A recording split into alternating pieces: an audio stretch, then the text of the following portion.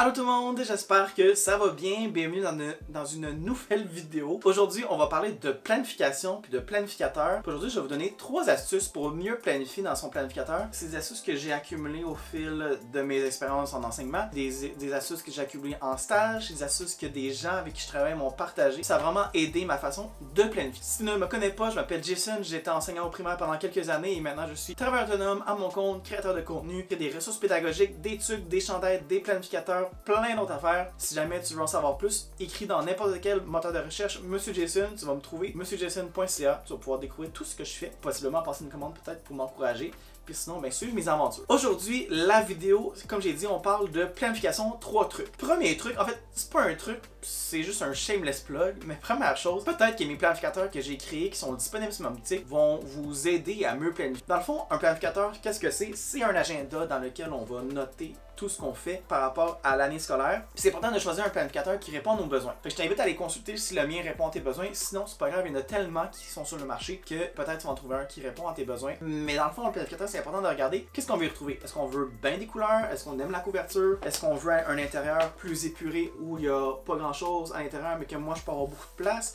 Le format, la disposition des cases à l'intérieur. Bref, c'est important de bien le magasiner pour bien saisir ses besoins et en avoir un qui répond à ceux-ci parce que sinon, c'est longtemps planifier dans un guide qui répond pas à nos besoins puis qu'on est juste frustré à chaque fois qu'on écrit dedans. Alors le premier truc que je te propose, c'est d'écrire à la mine dans son planificateur. C'est le fun, on a plein de crayons de couleurs différentes. Mais quand j'ai commencé à écrire à la mine dans mon planificateur, ça a tout changé parce que ça m'a permis de m'adapter en cours de semaine, en cours de mois. Ça permet une plus grande flexibilité pédagogique aussi, dans le sens où si une activité n'est pas terminée ou a terminé plus vite que prévu, ben je peux effacer dans mon guide, je peux rajouter, je peux déplacer des choses. Puis ça me permet vraiment là, de m'adapter en cours de route parce qu'on le sait, l'enseignement c'est plein de surprises. Des fois, il y a une alarme de feu qu'on a oublié, des fois il y a un élève qui est malade, on n'a pas le matériel, on n'a pas le temps de faire l'activité finalement, ben on la déplace. Puis en écrivant à la mine dans son planificateur, ça nous permet vraiment de pouvoir avoir cette flexibilité-là, puis de pouvoir effacer, changer les choses de place, pouvoir s'adapter aux imprévus en tout temps. Puis d'écrire la mine, ça permet une certaine touche d'improvisation. On va être honnête, on planifie pas toujours super ça à coche dans nos planificateurs.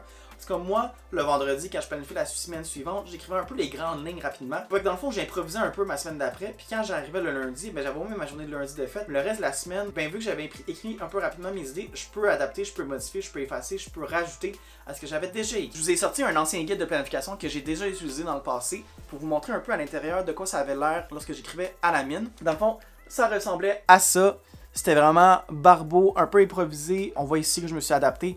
J'ai fait une flèche pour déplacer des choses. Donc, ça ressemblait beaucoup à ça. Puis c'est pour ça que je trouvais important d'écrire à la mine dedans. Comme ça, je pouvais réagir à tout ce qui se passait. Deuxième truc de planification, c'est de se laisser volontairement des trous dans sa planification. On a tendance, j'étais personnellement quelqu'un qui faisait ça, on a tendance à vouloir trop planifier, par remplir toutes les cases pour être sûr qu'on n'a rien oublié dans notre semaine. Mais mon enseignant de stage 4 m'avait donné comme conseil, c'est quoi? Laisse-toi 1, 2, 3 trous peut-être dans ta semaine. Tu vas voir, tu vas en avoir besoin de ces trous-là pour t'adapter, pour avoir cette flexibilité-là pédagogique comme je viens de mentionner par rapport au crayon de mine. Ben, en laissant des trous dans ma planification volontairement, les trous-là se remplissaient d'eux-mêmes parce que les activités étaient plus longues, parce que j'ai décidé de changer quelque chose s'est rajouté dans mon horaire, j'ai pu le placer dans ce trou-là. Donc de laisser volontairement des trous dans sa planification, c'est vraiment une force, puis ça permet vraiment de mieux planifier sa semaine, même si c'est un peu contre-intuitif parce qu'on laisse des trous, mais en laissant des trous, on est mieux planifié pour la semaine qui s'en vient. Et mon troisième et dernier truc qui m'a permis de mieux planifier, c'est un truc qui vient de mon stage 4. C'est mon superviseur de stage 4 qui m'a donné ce truc-là. C'est qu'à tous les jours, en fin de journée, c'est de faire une petite rétroaction rapide de sa propre journée à soi-même, une genre de mini auto-évaluation à l'aide de papillons adhésifs comme ça, que tu viens apposer sur le bas de la page. Dans ta page de planification, à la fin de...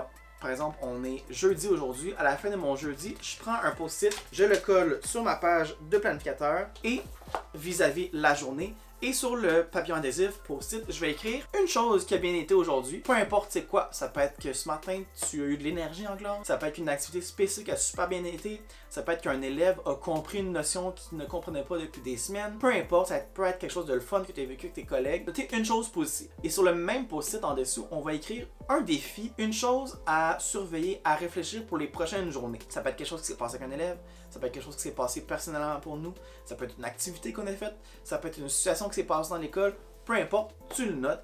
comme ça à tous les jours, tu te rappelles au moins une chose positive. Parce qu'on le sait, les journées peuvent être très difficiles en enseignement, les journées peuvent être longues. Par moment, on a la fatigue qui s'accumule, puis ça rend tout le tout plus difficile. Ben, on attend au moins une chose positive, on se le rappelle tout le temps, qu'il y a toujours quelque chose de le fun dans notre journée. Puis ça permet aussi que quand on a des moments plus difficiles dans l'année, on peut venir reculer dans les pages et relire les moments positifs de l'année pour se rappeler des différentes choses qui se sont passées, puis nous ramener le sourire, redonner cette petite énergie-là qui va nous amener jusqu'à la fin de la semaine, jusqu'à la fin de l'étape, jusqu'à la fin du mois, jusqu'au prochain congé. Un exemple de post-it de ce que j'avais fait, c'était à ma dernière année en enseignement. Je commençais en première année, c'était difficile comme début d'année.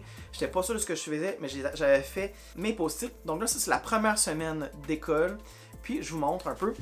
Mon point positif de la première journée, c'était d'avoir fait ma journée. Et mon défi, c'était de mieux prévenir certains comportements. C'est sûr, c'était la rentrée. La journée d'après, bâtir le facteur avec eux. Dans le fond, on avait un outil de message. Donc, j'avais réussi à faire le duotang dans la journée. Et mon défi, c'était de préciser plus mes consignes parce que mes consignes étaient trop floues. J'ai réalisé ça en faisant le facteur. C'était vraiment très difficile. Après, ici, j'avais prévenu toutes les crises de un certain élève. Puis mon défi, c'était de continuer à préciser mes consignes. Ça a l'air que c'était pas suffisant pour moi. Et j'ai continué comme ça au travers de l'année. Période d'atelier wow. Première période de calligraphie, c'était un de mes wow.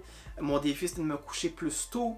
Lire un album moins long, c'était un défi parce que j'ai réalisé qu'en première année, l'attention décrochait comme ça. Ça me permettait de garder le positif et de me rappeler pourquoi je faisais ça puis pourquoi c'était plaisant. Donc ça, c'était mes 3 astuces de planification pour l'année scolaire, pour son planificateur, pour mieux réfléchir à ce qu'on fait dans nos classes. J'espère que ça vous a été utile. Si jamais tu as aimé la vidéo, je t'invite à laisser un j'aime, à partager en commentaire tes propres impressions. Si toi, tu as un truc de planification, partage-le dans les commentaires, ça m'intéresse de le lire. Puis sinon, ben, n'oublie pas de t'abonner à la chaîne, puis sinon, on se revoit dans une prochaine vidéo. Bye tout le monde! Mais qu'est-ce que tu fais? Abonne-toi pour rien manquer? Abonne-toi s'il vous plaît, s'il vous plaît, s'il vous plaît, s'il vous plaît! S'il vous plaît, laissez pas moi continuer à vous dire ça parce que je vais me trouver vraiment fatigant.